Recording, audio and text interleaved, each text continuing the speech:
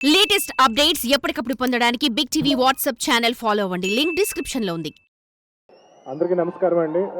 సభకు విచ్చేసిన ప్రేక్షకులకి, పెద్దలకి, ఈ సినిమాకి సంబంధించిన కాస్ట్ అండ్ క్రూకి అండ్ అన్నిటికన్నా ముఖ్యంగా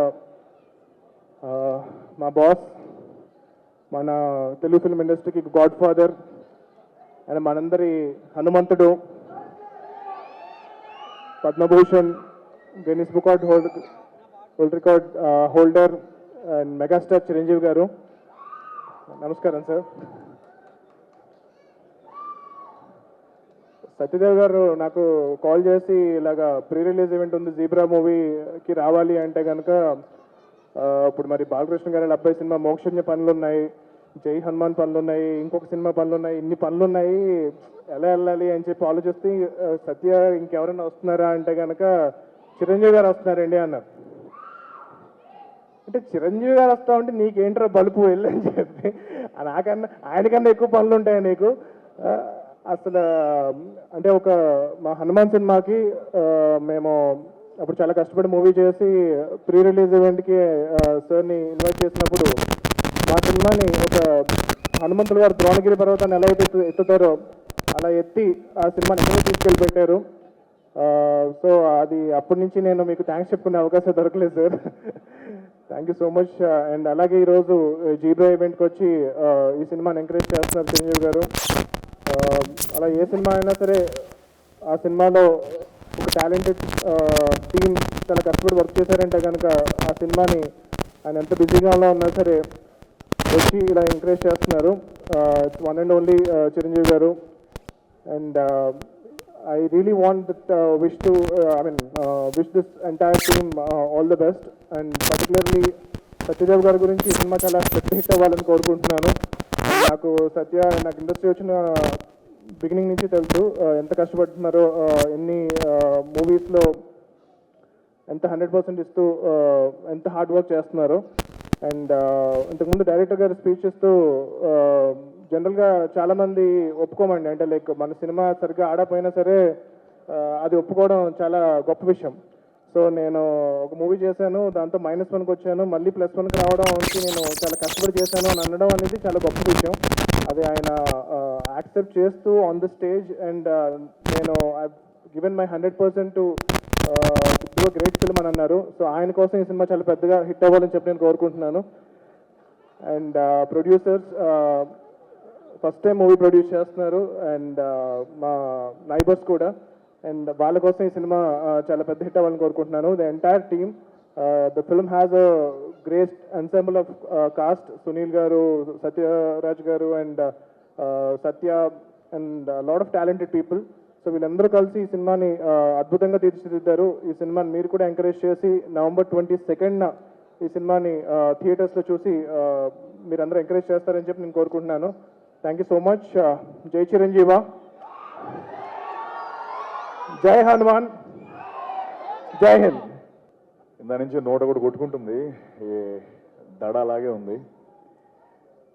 అయితే చాలా అన్నయ్య వెళ్ళే చాలా ఈవెంట్స్ నేను చూస్తూ ఉంటాను. అక్కడ డైరెక్టర్స్ కానీ, యాక్టర్స్ కానీ, ప్రొడ్యూసర్స్ కానీ. అయితే ఒకటి ముఖ్యంగా సుమ గారికి నేను థ్యాంక్స్ చెప్పాలి. సుమ గారు థ్యాంక్ యూ వెరీ మచ్. అన్నయ్య నా ఎదురుగా లేకుండా కొంచెం వెనకాల పెట్టి నన్ను సేవ్ చేశారు, నేను కొంచెం టెన్షన్ లేకుండా మాట్లాడచ్చు.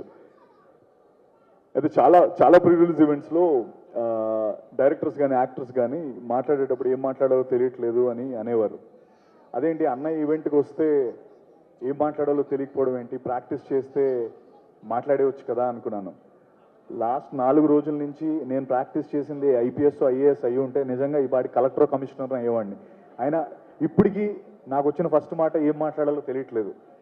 ఐ థింక్ అది అన్నయ్య ఆరా అలాంటిది. ఎంత ప్రిపేర్ అయినా ఆయన ఎదురుగా ఉన్నప్పుడు నోట్లోంచి మాట రాదు. అన్నయ్య మామూలుగా సినిమాలు రిలీజ్ అయిన తర్వాత హిట్ అవుతాయి. నేను ఆనెస్ట్గా చెప్తున్నాను, మా సినిమా ఆల్రెడీ హిట్టే. మీరు ప్రీ రిలీజ్ ఈవెంట్ రావడం మా సినిమా చాలా పెద్ద హిట్. అది మా టీం అంతా మేము నమ్ముతున్నాం. అండ్ ఎక్కడో వైజాగ్లో ఆయన చూద్దామని లాఠీ దెబ్బలు తిన్నప్పటి నుంచి ఆయన చేసిన స్టంట్లన్నీ నేను ప్రాక్టీస్ చేసి ఈ పచ్చబొట్టు పొడిపించుకున్నప్పటి నుంచి, దీన్ని పచ్చబొట్టు అంటాను నేను ఈ దెబ్బని, తర్వాత ట్రైన్కి హైదరాబాద్ వచ్చి ఇక్కడ అన్ని ట్రై చేసుకుంటూ కింద మీద పడుతూ సినిమాల్లోకి ఎలానే ఉండాలని వస్తున్న మా అందరికీ అన్నయ్య ఇప్పుడు యూజువలీ ఎవరెస్ట్ ఎక్కేటప్పుడు చాలామంది ఈ ట్రెక్కర్స్ అందరూ కొంత దూరం వెళ్ళి ఆగిపోతూ ఉంటారు. ఎందుకంటే వాళ్ళు వాళ్ళకి వెనక్కి వెళ్ళిపోదాం అనుకుంటారు. నిస్పృహ నిరాశతో చాలా టెన్షన్ పడతా ఉన్నప్పుడు ఆ శిఖరం పైన ఒక జెండా కనిపించినప్పుడు వాళ్ళందరిలో మళ్ళీ శక్తి పుంజుకొని ముందరికి వెళ్తూ ఉంటారు. అరే ఎవరో అక్కడికి వెళ్ళారు కదా, ఆ జెండా పెట్టారు కదా, దాన్ని చూసి మనం వెళ్దామని మనకు అనిపిస్తూ ఉంటుంది. నాలాంటి కోట్లాది మందికి ఇక్కడికి యాక్టర్స్ కానీ డైరెక్టర్స్ కానీ ఫిల్మ్ మేకర్స్గా వచ్చిన అందరికీ ఆ శిఖరం పైన జెండా చిరంజీవి అన్నయ్య. ఆ జెండా చూసే నేను కూడా శక్తి పుంజుకొని ఇండస్ట్రీలోకి వచ్చాను. అంటే అన్నయ్య గురించి చెప్పాలంటే మామూలుగా మన అమ్మమ్మ నానమ్మల చీరలు నెక్స్ట్ జనరేషన్కి వెళ్తూ ఉంటాయి. తాతగారి వాచ్ ఇంక్ పెన్ను లేకపోతే అన్నయ్య సైకిల్ నెక్స్ట్ జనరేషన్కి వెళ్తూ ఉంటాయి. అవన్నీ తరతరాలు మారుతూ ఉంటాయి. దానికో వీలునామా అక్కర్లేదు, తరతరాలు మారే ఆస్తి. అన్నయ్య తరతరాలు వీలునామా లేకుండా మారే ఆస్తి. నేను అది నా లైఫ్లో చూశాను. నేను రౌడీ అల్లుడు సినిమా నా ఫస్ట్ సినిమా. తర్వాత మా ఇంట్లో నేను ఠాగూర్ తీసుకెళ్ళాను. మా బుడ్డోడు నిక్కీగాడు నన్ను వాల్టర్ వేరేగా 3 సార్లు పట్టుకెళ్ళాడు. So every generation celebrate this name called Chiranjeevi. And అంటే అన్నయ్యతో నాకు నేను చాలా దగ్గర నుంచి అన్నయ్యని ట్రావెల్ అయ్యాను. అయితే అంటారు కదా, నెవర్ మీట్ యువర్ హీరోస్ అంటారు. అది ఒక సేయింగ్ ఉంది, నెవర్ మీట్ యువర్ హీరోస్. ఎందుకంటే దూరం నుంచి మనం అభిమానించి ఆదరించే మన హీరోస్ దగ్గరికి వెళ్ళేటప్పుడు వీళ్ళు కూడా మనుషులేనా అని అనిపిస్తూ ఉంటుందని దాని గురించి చెప్పిన సేయింగ్. నేను టేక్ మై వర్డ్ అండి, నేను అన్నయ్యని అట్లీస్ట్ ఒక 100 సార్లు కలిసి ఉంటాను. ఆయన he's definitely 100 times then what he's on the screen. అన్నయ్య 100 రెట్లు గొప్ప వ్యక్తి.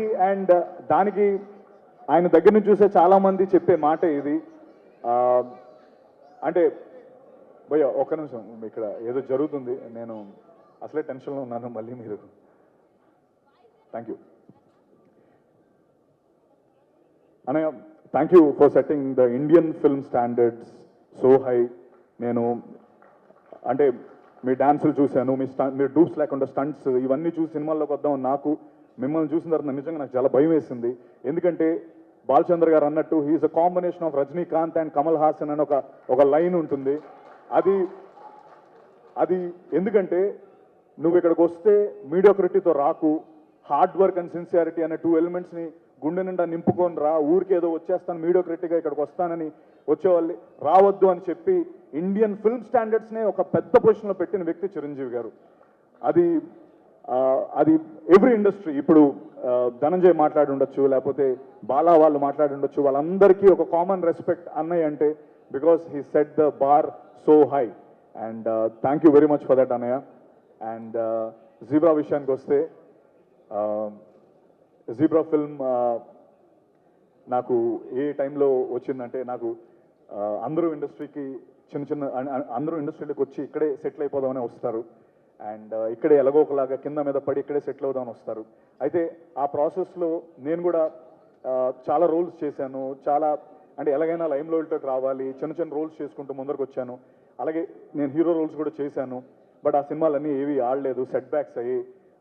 ఇన్ఫ్యాక్ట్ కొంతమంది ఏదో క్యారెక్టర్ రోల్స్ చేసే సత్యాన్ని అలా చూడడం హీరోగా చూడలేకపోయామన్నారు. నిజంగా చాలా లోలో ఉన్నప్పుడు, అండ్ నేను ఇది ఎప్పుడు ఈ విషయం చెప్పాలి, నేను చాలా లోలో ఉన్నప్పుడు నాకు ఒక లైట్, ఒక దీపంలో వచ్చిన వ్యక్తి అది మెగాస్టార్ చిరంజీవి గారు. అది ఎందుకో చెప్తాను నేను. అది నేను చెప్పి తీరాలి. ఎందుకంటే నాకు 5 ఏళ్ళు ఉన్నప్పుడు అసలు ఎంటర్టైన్మెంట్ అంటే లేకపోతే ఏమీ తెలియని వయసులో ఆయన సాంగ్స్ చూసి ఎంటర్టైన్ అయ్యాను. అప్పుడు చిరంజీవి గారు ఉన్నారు. తర్వాత నా ఇంజనీరింగ్ ఫ్రెషర్స్లో నేను డాన్స్ వేసి నా మిస్టర్ సిఎస్సి 4 years నేనే మిస్టర్ సిఎస్సిగా నేను ఉన్నప్పుడు అన్నయ్య ఉన్నారు. తర్వాత నేను ఇండస్ట్రీలోకి రావడానికి నేను వచ్చేటప్పుడు ఎవరు నా ఇన్స్పిరేషన్ అంటే అప్పుడు అన్నయ్య ఉన్నారు.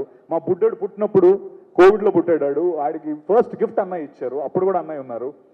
అండ్ నేను చాలా లోలో ఉన్నప్పుడు నేను అన్నయ్య అందరూ ఇలా అంటే నేను ఇండస్ట్రీ రోల్స్ చేసుకోమంటుంది, లేకపోతే నాకు అంటే నీకు హీరో రోల్స్ కాదు, నువ్వు ఇదైతే ఇంకెక్కువ డబ్బు సంపాదిస్తావు అని కొంచెం చాలా లోలో ఉన్నప్పుడు, సినిమాలు రానప్పుడు నాకు అన్నయ్య పిలిచి ఒక మాట చెప్పారు. ఏంటంటే, సత్య, నేను ఈ పర్టికులర్ పాత్ర నీకు ఇస్తున్నానని నువ్వు వేరేగా అనుకోకు, నేను ఎందుకు ఇస్తున్నానో నీకు రీజన్ చెప్తాను. చిరంజీవి ఎదురుగా నువ్వు నించోని ఒక ప్రతినాయకుడి పాత్రలో నువ్వు కనబడితే ఇప్పుడు నువ్వు ఒక ముగ్గురికి తెలుసు, రేపొద్దున ఒక 10 మందికి తెలుస్తావు అని, ఇది నీ కోసం నేను చెప్తున్నాను, నువ్వు చెయ్యి, నువ్వు చేస్తే ఎవరో ఒకళ్ళు అరే చిరంజీవికి ఎదురుగా నించొని బాగా చేశాడని అని అంటారు, నీకు ప్రొడ్యూసర్స్ వస్తారు, నీకు ఎక్కువ మంది నీకు విజిబిలిటీ వస్తుంది అని నాకు ఆ సినిమా చేయించారు. Trust me, that is the biggest high in my life. God father అనే సినిమా నా బిగ్గెస్ట్ హై. ఎందుకంటే అనే విషయం నేను చెప్పాలి, ఎందుకంటే నేను గాడ్ ఫాదర్ సెట్స్లోకి వెళ్తున్నప్పుడు కానీ, లేకపోతే ఇండస్ట్రీలో చాలామంది వ్యక్తులు కానీ, అరే చిరంజీవి ఎదురుగా ఎవరు సత్యదేవ్ అంట, చిరంజీవి ఎదురుగా ఆ వ్యక్తి ఏంటి, ఆయనకి సరిపోడనో, లేకపోతే ఇన్ఫాక్ట్ నేను అది చాలాసార్లు ఫీల్ అయినా, అన్నయ్య మీరు పర్లేదా అంటే, నేను సెట్స్లోకి వెళ్తున్నప్పుడు కూడా అంటే అది వాళ్ళ తప్పు కాదు, అరే వాళ్ళ చూపులు నాకు తగిలేవి. అంటే ఏంటి ఎవడు నడుచుకొని వెళ్ళిపోతున్నాడు, చిరంజీవి గారి సెట్ ఇది, ఈడు విలన్ ఏంటి, లేకపోతే ఈడు ప్రతినాయకుడు ఏంటి అని అనుకుంటున్నప్పుడు ఆ హాల్ చివర్లో కుర్చీలో కూర్చొని ఒక చిన్న స్మైల్, ఆ గ్రే స్మైల్తో చూస్తూ సత్య మై బాయ్ కమ్ హియర్ అని నన్ను పిలిచిన, కమ్ హియర్ బ్రదర్ అని చెప్పి కూర్చోబెట్టి, ఏంటి నీకు ఏమైనా టెన్షన్గా ఉందా, లేకపోతే ఏమనుందా, ట్రస్ట్ మీ, ఎవ్వరు నేను నమ్మక్కర్లేదు, నేను నమ్ముతున్నాను, సినిమా రిలీజ్ అయిన తర్వాత నువ్వు చూడు అని చెప్పి, first day morning US show పడిపోయిన తర్వాత, God father film first US show పడిపోయిన తర్వాత మార్నింగ్ 6 o'clock అన్నయ్య నాకు ఫోన్ చేసి, నేను చెప్పానా ఇదే జరుగుతుందని చెప్పానా, ఏం రాశారు చూసావు నీ గురించి అని చెప్పి ఫోన్ చేసి, నాకు నిజంగా ఆ రోజు కంట్లో నీళ్ళు తిరిగాయి. అంటే ఎస్, నేను ఏం సాధించాననడానికి చిరంజీవి గారి నమ్మకాన్ని నిలబెట్టాను, అది చాలు నాకు. అంటే అండ్ అనగా మీరు ఆ రోజు ఎందుకు అది జీబ్రా ఎందుకు కనెక్ట్ అయింది, ఎందుకు ఇది వెరీ ఇంపార్టెంట్ ఫర్ జీబ్రా అంటే, ఆ రోజు మీరు చెప్పిందే గాడ్ ఫాదర్ సినిమాలో చిరంజీవి గారు ఇతన్ని పెట్టారు అన్న నమ్మకంతోనే బాలా, దినేష్, ఎస్ఎన్ రెడ్డి గారు నాకు ఈ సినిమా ఇచ్చారు అన్నయ్య, జీబ్రా అనే సినిమా. సో మీరు చెప్పిందే జరిగింది, ఈ సినిమా చూసి నీకు ఇంకా పెద్ద సినిమా వస్తుందని చెప్పారు. ఇది నా biggest film in my life, my career. ఇంత డబ్బు పెట్టి బాలా, దినేష్ గారు, ఎస్ఎన్ రెడ్డి అన్న ఈ సినిమాకి ఇంత డబ్బు పెట్టి నాకు ఇంత పెద్ద క్యాన్వస్ ఇచ్చారు. ఆ సినిమాకి కూడా అన్నయ్య రావడం, దాన్ని మళ్ళీ ముందు నాకు ఎంకరేజ్మెంట్ ఇవ్వడం, నేను ఇది ఎప్పటికీ మర్చిపోలేను. నేను ఒకటే చెప్తున్నాను మీ అందరికీ, ఈ సినిమా నా డెబ్యూ లాంటిది. ఎందుకంటే ఇప్పటి వరకు నాకు ఇంత కాస్ట్ కానీ, లేకపోతే ఇంత మంచి యాక్టర్స్ కానీ, ఇంతమంది టెక్నీషియన్స్ కానీ, నాకు ఒక డెబ్యూ ఫిల్మ్కి ఒక హీరోకి దొరికేలాంటి అంత మంచి కాస్ట్ దొరికింది, టెక్నీషియన్స్ దొరికారు.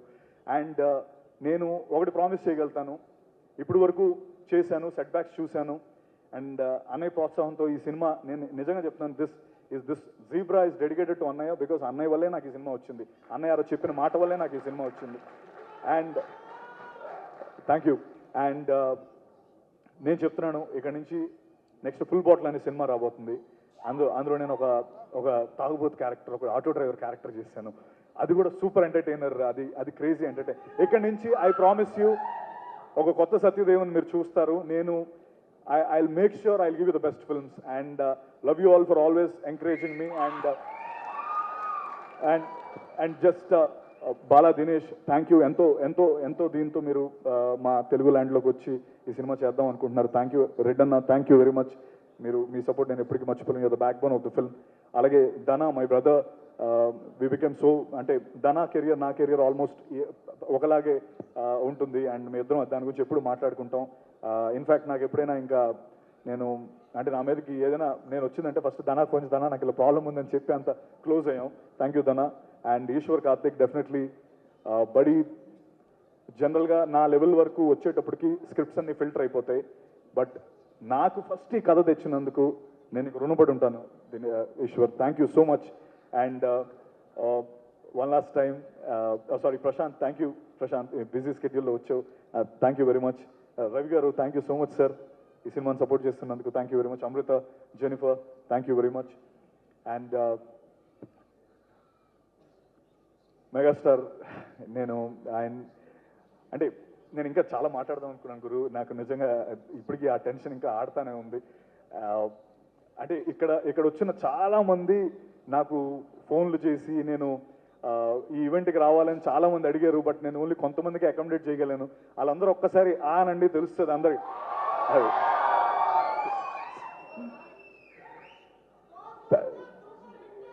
ఎస్, థ్యాంక్ యూ అన్య. I'm always your proud bacha. That's all I can say. Thank you.